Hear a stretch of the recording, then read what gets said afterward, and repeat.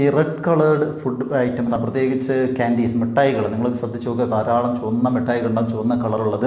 അതുപോലെ തന്നെ ചുവന്ന ലഡു ഉണ്ട്. ഭക്ഷണമല്ല എങ്കിൽ പോലും ലിപ്സ്റ്റിക്ക്, ഇങ്ങനെ ഹൈലി റെഡ് കളേർഡ് ആയിട്ടുള്ള ഫുഡ് അഡിറ്റീവായിട്ട് കഴിക്കാൻ പറ്റുന്ന രീതിയിൽ നിന്ന് ഉപയോഗിക്കുന്ന ഒരു സാധനം എന്ന് പറയുന്നത്, ഇപ്പോൾ നമ്മൾ ഉപയോഗിക്കുന്ന കേക്കിലാണെങ്കിൽ പോലും റെഡ് വെൽവെറ്റ്, റെഡ് ഫോറസ്റ്റ് എന്നൊക്കെ പറയുന്ന കേക്കുകളിലെ റെഡ് കളർ ആണെങ്കിൽ, അങ്ങനെ ഭക്ഷണ സാധനങ്ങളിൽ അമിതമായ റെഡ് കളർ കിട്ടാൻ വേണ്ടിയിട്ട് ആഡ് ചെയ്യുന്ന സാധനം കാർമീൻ എന്ന് പറയുന്ന സാധനമാണ്.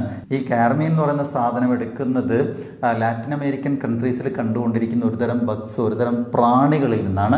ആ പ്രാണി ഇങ്ങനെ പൊട്ടിച്ചു കഴിഞ്ഞാൽ തന്നെ ചുവന്ന കളറാണ് വരിക. അതിനെ പുഴുങ്ങി ഉണക്കി പൊടിച്ചെടുക്കുന്നതാണ് കാർമീൻ എന്ന് പറയുന്നത്. അതിന് കൊച്ചിനിയൽ എക്സ്ട്രാക്റ്റ് എന്ന് പറയും. അപ്പോൾ ആ സാധനം നമ്മുടെ നാട്ടിലെ മൂട്ട, അതുപോലെ ചെള്ളുകൾ, അതുപോലെ പിന്നെ കൊതുകിൻ്റെ ഒക്കെ പോലെ ചെറിയ ചുവന്ന കളർ ഉണ്ടാകും ചിത്രത്തിൽ കാണുന്നത് പോലെ, അതിനെ പൊട്ടിച്ചു കഴിഞ്ഞാൽ റെഡ് കളേർഡാണ്. ഇത് ഫുഡ് അതോറിറ്റി അംഗീകരിച്ചാണ് ലോകത്ത് മിക്കവാറും രാജ്യങ്ങളിലൊക്കെ ഈ കൊച്ചിനിയൽ എക്സ്ട്രാക്റ്റ് ആഡ് ചെയ്യാൻ അനുവദിച്ചിട്ടുണ്ട്. അതിന് വലിയ സൈഡ് എഫക്റ്റുകളൊന്നും ഇല്ലെങ്കിൽ ബ്ലഡ് പ്രഷർ കൂടാനും അലർജി വരാനും സാധ്യതയുണ്ട്. ഇതൊന്നുമല്ല, ഒരുതരം പ്രാണി, ആ പ്രാണിയെ പൊടിച്ചിട്ടാണ് റെഡ് കളർ ഉണ്ടാക്കുന്നത് കാർമീൻ എന്ന് പറയുന്നത്. അതുകൊണ്ട് തന്നെ ചെറിയ കുട്ടികളെയൊന്നും അധികം ഈ ക്യാൻഡി ടൈപ്പും മിഠായികൾ തിന്നാൻ അനുവദിക്കാതിരിക്കുന്നതാണ് നല്ലത്. അതുപോലെ രണ്ടാമത്തതാണ് ശരിക്കും മൗത്ത് എക്സസൈസ്, ഫേസ് എക്സസൈസ് എന്നൊക്കെ പറയുന്ന സാധനമാണ് ചൂയിങ്കം. ചൂയിങ്കം എന്ന് പറയുന്നത് ഒരു കാലത്ത് ഉണ്ടാക്കിയിരിക്കുന്നത് ചിക്കൽ എന്ന് പറയുന്ന ഒരു എക്സ്ട്രാക്റ്റ് ആണെന്ന് പറഞ്ഞാൽ, നമ്മുടെ സപ്പോട്ടയുടെ മരം പോലെ സപ്പോർട്ടില്ല എന്ന് പറയുന്ന മരത്തിൻ്റെ കറയാണ്, നമ്മുടെ റബ്ബർ പാൽ എടുക്കുന്നത് പോലെ എടുക്കുന്ന പാലാണ്. ആ പാലിൽ കുറച്ച് അഡിറ്റീവ്സ് ഒക്കെ നമ്മൾ മധുരവും മറ്റ് സാധനങ്ങളും ചേർത്തിട്ടാണ് ഉണ്ടാക്കിക്കൊണ്ടിരുന്നത്.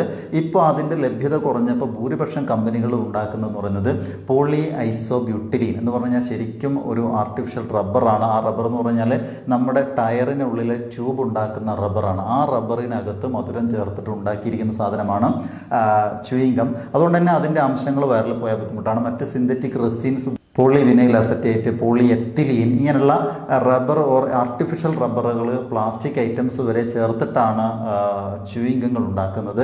ഒരു ആവശ്യവുമില്ലാത്ത, കുട്ടികളാണെങ്കിലും മുതിർന്നവരാണെങ്കിലും ആ ഒരു ഇത്തിരി സമയത്തുള്ള ഒരു ടെൻഷൻ ഫ്രീ ആവാൻ ഒരു രസകരമായിട്ട് കഴിക്കുന്ന ഒരു സാധനമാണ്. അത് പരമാവധി ഉപേക്ഷിക്കുന്നതാണ് നല്ലത്. കാരണം ആർട്ടിഫിഷ്യൽ റബ്ബറാണ് സത്യത്തിൽ നമ്മൾ ചവച്ചുകൊണ്ടിരിക്കുന്നത്. അതുപോലെ അടുത്തൊരു ഐറ്റമാണ് മിക്ക ആളുകളും പല സമയങ്ങളിൽ കേട്ടിട്ടുള്ളതാണ് ഐസ്ക്രീം. ഐസ്ക്രീം ഒറ്റ വാക്കിൽ കേൾക്കുമ്പോൾ വീട്ടിലൊക്കെ ഇപ്പോൾ ഐസ്ക്രീം ഉണ്ടാക്കാറുണ്ട്. അപ്പോൾ ഐസ്ക്രീമിൽ പാലല്ലേ, അതിൽ മധുരമല്ലേ, അതിൽ ഇമൾസിഫയർ അല്ലേ, വേറെ എന്താ പ്രശ്നം, ഇങ്ങനെയൊക്കെ ചോദിക്കും. പക്ഷേ യഥാർത്ഥത്തിൽ ഇപ്പോൾ വാനില ഐസ്ക്രീം എന്നൊക്കെ പറയുന്നതിന് ആ വാനിലയുടെ ടേസ്റ്റ്, സ്ട്രോബെറിയുടെ ടേസ്റ്റ്, ഇതൊക്കെയാണ് നമുക്ക് ഇഷ്ടം എന്ന് പറയുന്നത്.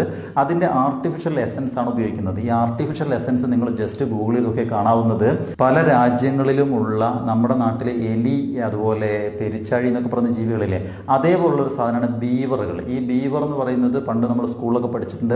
ആ ബീവർ സത്യത്തിൽ പിന്നെ ബിൽഡിംഗ് കൺസ്ട്രക്ഷൻ, നല്ല ഗുഹ ഉണ്ടാക്കുന്നത്, അങ്ങനെയൊക്കെയുള്ള കഴിവുള്ള ജീവിയാണ്. എലിയുടെയും പെരിച്ചാഴിയുടെ ഒക്കെ ലുക്കാണ് ഞാൻ ചിത്രത്തിൽ കാണിക്കുന്ന പോലെ. ഈ ബീവറിന്റെ മലദ്വാരത്തിലൂടെ പുറത്തു വരുന്ന കാഷ്ടമെന്ന് തോന്നിക്കുന്ന ഒരു സാധനമാണ്. അവിടെ നിന്നുള്ള സെക്രീഷനാണ്. ശരിക്കും കാഷ്ടം പോലെ തന്നെ കാണും. പക്ഷെ അതിൻ്റെ പ്രത്യേകത, അത് പൊടിച്ചെടുത്ത് കഴിഞ്ഞ് കഴിഞ്ഞാൽ വാനിലയുടെ സ്മെല്ലാണ്. അതും ഫുഡ് അതോറിറ്റി അംഗീകരിച്ചുകൊണ്ട് അത് ആഡ് ചെയ്തിട്ടാണ് വാനില എസൻസ് ഉണ്ടാക്കുന്നത് എന്നുള്ളതാണ് മനസ്സിലാക്കേണ്ടത്. അപ്പോൾ അതുകൊണ്ട് തന്നെ ഏതോ ഒരു ജീവിയുടെ മലത്തിലൂടെ വരുന്ന കാഷ്ടം തന്നെ പറയാവുന്ന വൃത്തികെട്ട സാധനമാണ് സത്യത്തിൽ നമ്മൾ ഐസ്ക്രീമിൽ ഉപയോഗിക്കുന്നത്. അപ്പോൾ ഈ ബീവറുകളുടെ പിന്നെ മലദ്വാരത്തിലൂടെ വരുന്ന ഇതിന് പറയുന്ന പേര് കസ്റ്റോറിയം എന്നാണ്. കസ്റ്റോറിയം നിങ്ങൾ ഗൂഗിൾ ചെയ്താൽ കാണാം. ഈ കസ്റ്റോറിയവും യൂറിനും കൂടെ മിക്സ് ചെയ്ത് കഴിഞ്ഞാൽ ശരിക്കും വാനിലയുടെ സ്മെല്ലാണ്, വാനിലയുടെ ടേസ്റ്റാണ്. അതുകൊണ്ടാണ് ഐസ്ക്രീമിൽ ഈ സാധനം ഉപയോഗിക്കുന്നത്. ഇനി അതുപോലെ പറയാവുന്ന അടുത്ത സാധനമാണ് ശരിക്കും ആളുകൾ അനാവശ്യമായിട്ട് കഴിക്കുന്നത്. ഇപ്പോൾ ഏത് കടയിൽ ചെന്ന് കഴിഞ്ഞാൽ ഇഷ്ടംപോലെ തൂക്കിയിരിക്കുന്ന, കുട്ടികളെ അട്രാക്ട് ചെയ്യുന്ന സാധനമാണ് പൊട്ടറ്റോ ചിപ്സ്. ആ പൊട്ടറ്റോ ചിപ്സ് എന്ന് പറയുന്നത് സത്യത്തിൽ നമ്മൾ വീട്ടിൽ ഒരിത്തിരി ഉണ്ടാക്കി കഴിക്കുന്നതോ അങ്ങനെയുള്ളതോ അല്ല, അല്ലെങ്കിൽ ചെറിയ കുടിൽ വ്യവസായങ്ങളുള്ളതല്ല പറയുന്നത്. വ്യാവസായികമായി ഉണ്ടാക്കുന്നത് മാസങ്ങളോളം, വർഷങ്ങളോളം എന്ന് പറയുന്നത് പോലെ പ്രിസർവേറ്റീവ് ആഡ് ചെയ്ത് സൂക്ഷിക്കുകയാണ് ചെയ്യുന്നത്. രണ്ട് കാര്യം കൊണ്ട്, ഒന്ന് വെറുതെ പൊട്ടറ്റോ കട്ട് ചെയ്ത് നമ്മൾ വീട്ടിൽ വറുത്ത് നോക്കുക, അപ്പോഴാണ് നിങ്ങൾക്ക് മനസ്സിലാകുക. നമ്മൾ വീട്ടിൽ വറുത്തിട്ട് ഒരു 3 ദിവസം കഴിഞ്ഞാൽ അത് കളർ മാറും. ആ മഞ്ഞ കളറിൽ നിന്ന് പോയിട്ട് ഒരു ബ്ലാക്കിഷ് ആകും. അങ്ങനെ ഡിസ്കളറേഷൻ നടക്കുന്നതും അതുപോലെ തന്നെ ടേസ്റ്റ് മാറുകയും ചെയ്യും. ഇത് രണ്ടും സംഭവിക്കാതിരിക്കാൻ വേണ്ടിയിട്ട് സോഡിയം ബൈസൾഫേറ്റ് ആണ് വ്യാവസായികമായിട്ട് ആഡ് ചെയ്യുന്നത്. അത് നേരത്തെ പറഞ്ഞതുപോലെ ശരിക്കും സൈഡ് എഫക്റ്റ് ഉള്ളതാണ്. അതുകൊണ്ട് കുട്ടികളൊന്നും അധികം തീറ്റിക്കാതിരിക്കുന്നതാണ് എപ്പോഴും നല്ലത്. സൈഡ് എഫക്റ്റ് എന്ന് പറഞ്ഞാൽ വയറുവേദന, വയറിളക്കം, പ്രഷർ കുറയുക, ഈവൻ അപ് ടു ക്യാൻസർ വരെ സാധ്യതയുള്ള സാധനമാണ് സോഡിയം ബൈസൾഫേറ്റിൻ്റെ അമിതമായ യൂസേജ്. ഒരല്പമോ വല്ലപ്പോഴും കഴിക്കുന്ന കാര്യമല്ല. അതുകൊണ്ട് പൊട്ടറ്റോ ചിപ്സും പ്രശ്നമാണ്. അതുപോലെ തന്നെ മറ്റൊരു ഫുഡ് അഡിറ്റീവ്സ് എന്ന് പറയുന്നത് നമ്മൾ പലപ്പോഴും ഉപേക്ഷിക്കേണ്ട ഒരു കാര്യം ഈ മഞ്ഞ കളറുകളുമായി ബന്ധപ്പെട്ടാണ്. അത് ലഡു ആണെങ്കിൽ മിക്കവാറും എല്ലാ ബേക്കറി ഐറ്റംസിലും അത് കാണാം. അതുപോലെ പോപ്കോണുകൾ, നമ്മൾ വീട്ടിൽ നിന്ന് പോപ്കോൺ ഉണ്ടാക്കുകയാണെങ്കിൽ വൈറ്റ് കളറായിരിക്കാം. അതേസമയത്ത് കടയിൽ നിന്ന് വാങ്ങിക്കുകയോ അല്ലെങ്കിൽ അങ്ങനെ വലിയ വ്യാവസായികമായിട്ട് ഉണ്ടാക്കിയതോ ആണെങ്കിൽ അതിൽ മഞ്ഞ കളർ കാണാം. അത് മഞ്ഞളാണ്, നമ്മൾ തെറ്റിദ്ധരിക്കരുത്. മഞ്ഞളല്ലാതെ ആഡ് ചെയ്യുന്നത് യെല്ലോ നമ്പർ 6ഉം യെല്ലോ